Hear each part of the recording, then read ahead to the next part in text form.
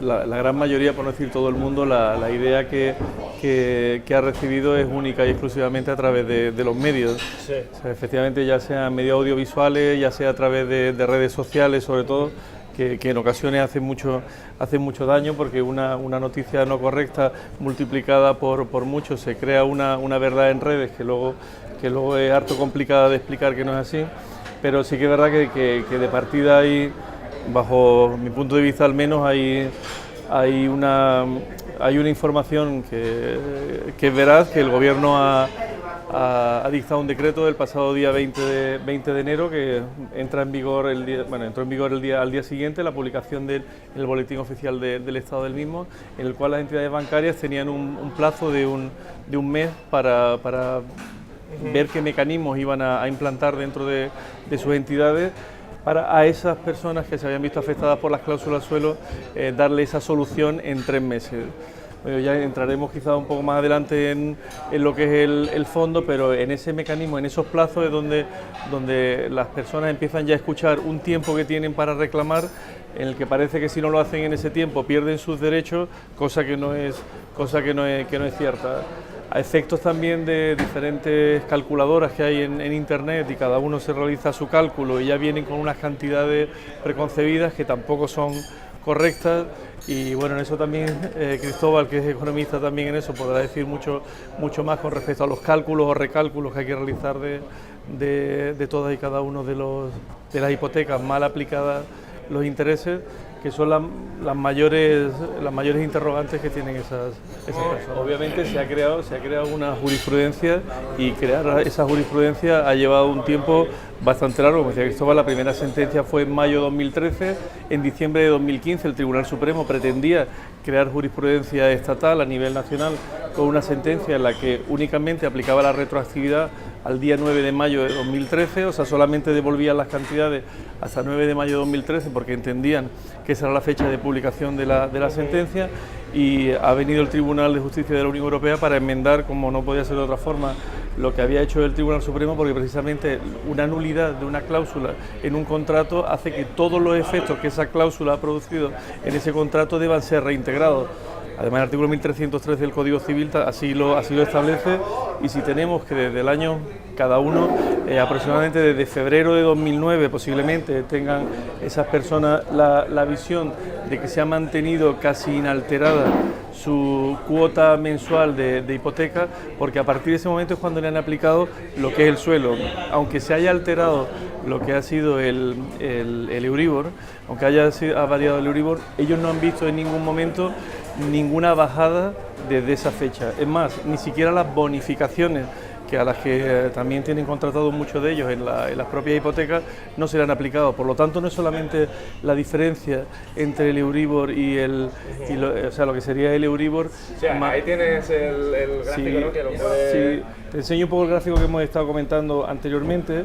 Tenemos la línea azul, es la que marcaría, pues prácticamente desde el año 2008, podemos ver que está muy elevado, pero a partir justo más o menos desde enero-febrero de 2009 empieza el Euribor realmente a bajar de una forma tremenda, ¿no? En azul podemos ver, ahora mismo estaríamos por debajo incluso del 0%. Del 0%. Hemos marcado con una línea verde lo que sería la hipótesis de un Euribor más 2. Más un diferencial. Si vemos que este diferencial es el que le ha podido aplicar a una hipoteca que tiene ya un diferencial importante de un 2, esta línea roja marca un 3% de tipo de techo, sí, de cláusula suelo en un 3, y un 5, como algunas entidades han venido aplicando. Puedes imaginarte toda esta cantidad intermedia en la que se ha pagado de más a lo largo de los diferentes años.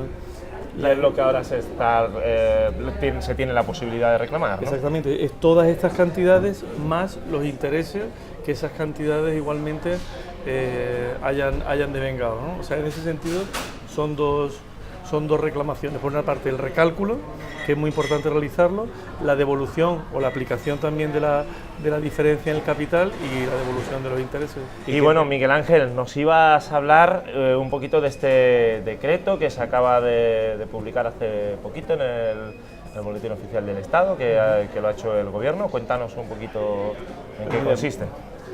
Básicamente un Real Decreto Ley, el 1/2017, se firma el día 20 de enero y se publica el día 21. Desde el inicio quiero comentar que aunque se habla de medida urgente de protección de consumidores en materia de cláusula suelo, cuando uno lee detenidamente todo el decreto, con sinceridad pienso que es un decreto que lo que protege son a las entidades bancarias sin ningún género de dudas.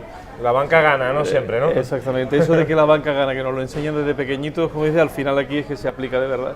Cristóbal ya ha apuntado antes también en ese sentido, si el gobierno hubiese querido de verdad que las cláusulas suelo se hubiesen devuelto a todos los ciudadanos, hubiese hecho un Real Decreto, digamos, con un fin disciplinario prácticamente a los bancos. Les obligaría a que recalculasen a todos y cada uno de sus clientes a los que le han aplicado indebidamente las cláusulas suelo, les calculasen igualmente los intereses indebidamente cobrados y obviamente procediesen a la devolución de las cantidades.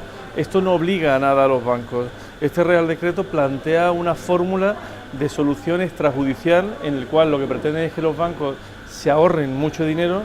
Estadísticamente saben que hay un porcentaje elevadísimo de personas que no van a reclamar nunca y son personas a las que no les van a devolver ni un euro, con lo cual, a sabiendas de que ha habido un desfalco, porque hay que decir las cosas por su nombre, de miles de millones de euros, hay muchas personas que no van a recibir ese dinero de vuelta porque no van a reclamar. Y es más, es que hay personas que han perdido sus casas aplicándose unas cláusulas que son nulas de pleno derecho. Es una situación, es un decreto que deja mucho que desear. Protege realmente a la banca, plantea cómo es el mecanismo por el que hay que actuar, pero como protección para los consumidores, sinceramente por mi parte no lo veo así. Solamente una cosita por solamente el terminar de argumentar por qué entiendo que es a la banca a quien benefician. Es cierto que en un mes prácticamente después de la sentencia, ya tenía el gobierno preparado el Real Decreto. Han sido más de medio millón de familias las que han sido desahuciadas en España y no ha habido ni una sola medida tendente a de verdad parar esa sangría que a día de hoy todavía se dice que la ley hipotecaria se va a intentar comenzar su reforma. Obviamente, nos guste o no nos guste, la balanza no es lo mismo para el ciudadano que para la banca. Los 4.000 y pico millones, eso es lo que ha ganado el BBVA exclusivamente este año pasado. O sea, solamente un banco con lo que ha ganado cargando cláusulas suelo irregulares, que BBVA, uno de los que tiene cláusulas mayores, sería más que suficiente para pagar al resto de ciudadanos. Entonces, el agujero que se le hace a la banca es ridículo en comparación con el que han hecho a la sociedad, ¿no? Que ese sí que es impagable, sin olvidar que hemos sido nosotros los que hemos rescatado a los bancos cuando han sido necesarios. Entonces, esa es la situación que de verdad pueden maquillar, pero totalmente desequilibrado. Totalmente desequilibrado. ¿Qué consejo darías tú? En ese sentido, lo primero hay que dirigirse obviamente al banco. El mecanismo que va a emplear cada uno pues es diferente, tienen obligación de publicarlo y comunicarlo a todos los clientes. Especialmente pues a través de sus webs y a través de todas las comunicaciones internas con los clientes, y una vez que establezcan cuál es el mecanismo, sí que es importante desde que se realiza lo que es la reclamación por parte del cliente, que tiene que ser parte activa, o sea, el banco no va a hacer nada, eso sí es importante que lo tengan en cuenta todos los afectados, que el banco no va a llamar a nadie para que vengan a reclamarle, o sea, los afectados son los que van a tener que dar ese paso e iniciar la reclamación, y luego pueden ocurrir una serie de cosas durante ese periodo de tiempo, ese plazo que le otorga el gobierno de 3 meses. Puede ser que no les contesten, con lo cual se da por cerrado el expediente, puede ser que le contesten, pero no realicen lo que es el pago dentro de esos 3 meses, con lo cual se considera también cerrado el expediente, o puede que le contesten y le den una oferta que no sea la correcta o que el cliente no tenga que aceptar. Deben tener en cuenta, como decimos, que no es solamente el recálculo de intereses, hay que tener en cuenta las bonificaciones no aplicadas y los intereses que esas cantidades hayan debido devengarle a cada uno de ellos.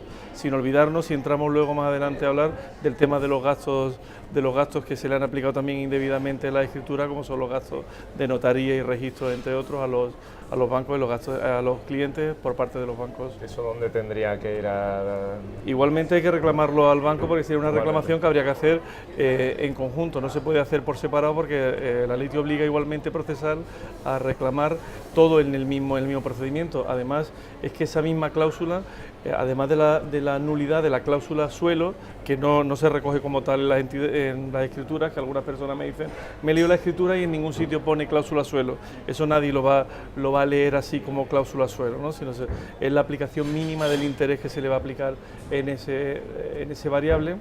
Porque como digo, ese recálculo es el que van a tener que realizar con esa nulidad de esa cláusula, además de la nulidad de la cláusula en la que los gastos se le aplican también al cliente.